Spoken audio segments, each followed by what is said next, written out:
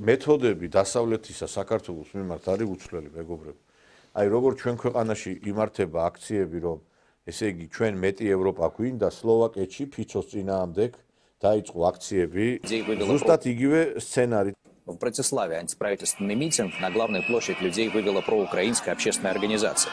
На днях премьер Роберт Фицо предупреждал о серьезной угрозе безопасности со стороны тех, кто действует по майданным методичкам. Сценарий, хорошо отработанный в Грузии, на Украине и во многих других странах. Сильнейший натиск испытывает на себе и Сербия, политика которой тоже идет вразрез с общеевропейской, но Белград, заявил президент Александр Вучич, будет стоять на своем, несмотря ни на какие угрозы со стороны стран Запада. Они заявляют, что мы не можем оставаться независимой страной. Они хотят контролировать, когда и против кого мы должны вводить санкции. Но вы знаете, что пока я президент Сербии, я не веду санкции ни против России, ни против других наших союзников. Наши граждане знают, наш народ знает, моя Сербия знает, как на нее сегодня нападают. Как на нее нападают извне и изнутри. უნგრეთშიც იგივე ხდება, სლოვაკეთშიც იგივე ხდება, სერბეთშიც იგივე ხდება. ანუ გამოყავთ ხალხი და აყვირებენ იმას, რომ აი ჩვენ მეტი ევროპა გვინდა. და რას ნიშნავს ეს ლოზუნგი მეტი ევროპა მინდა?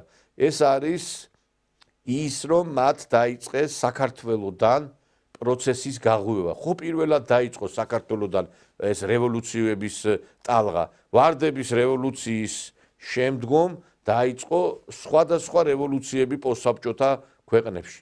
ეხლა დაიწყო ტალღა, აი მეტი ევროპა გვინდა სხვადასხვა ქვეყნებში. პირველი მოსინჯე საქართველო, მიუხედავად იმისა, რომ ფერ გამოვიდოთ, ეხლა დაიწყეს სერბეთში, დაიწყეს სლოვაკეთში და დაიწყეს უნგრეთში. აი ეს არის სცენარი დასავლეთისა და ვიღაცას ეგონა, რომ ეს შეჩერდებოდა ტრამპის მოსვლის შემდგომ. მე ვფიქრობ, რომ ტრამპის მოსვლის შემდგომ შერბილდება რაღაცა დოზით დაწოლა, მაგრამ არავითარ შემთხვევაში არ მორჩება და არ დასრულდება. დასავლეთი, ამ შემთხვევაში კონკრეტულად ამერიკის შეერთებული შტატები, რომელმაც მილიარდობით დოლარი დახარჯა, იგივე საქართველოში, იგივე სხვა ქვეყნებში, ესე მარტივად არ დაასრულებს თავის ჰეგემონიურ პოლიტიკას ქვეყნებში. მათ აქვს მძლავრი იარაღები, ეს არის NGO სექტორი, ეს არის პოლიტიკური პარტიები, ეს არის საცეცეები მათი. და თქვენ გონიათ ეხლა, რომ ამ ყველაფერს ჩაჭრის დასავლეთი, არავითარ შემთხვევაში, მეგობრებო. იქნება ბრძოლა კვლავ. კი, LGBT ორგანიზაციებს შეიძლება დაფინანსება, მათ შეუწყვიტონ, მაგრამ აქ არის სხვა ტიპის ორგანიზაციებიც. საიები, მაიები, ეს სამართლიანი არჩევნები, ეს საია, საერთაშორისო გამჭვირვალობა, ეხლა საფარს თუ დავკეტავენ დაფინანსებას, ამ ბაბუცა პატარაიას, ამ დასავლეთის პოლიტიკას გაატარებს სხვა ორგანიზაციები უკვე.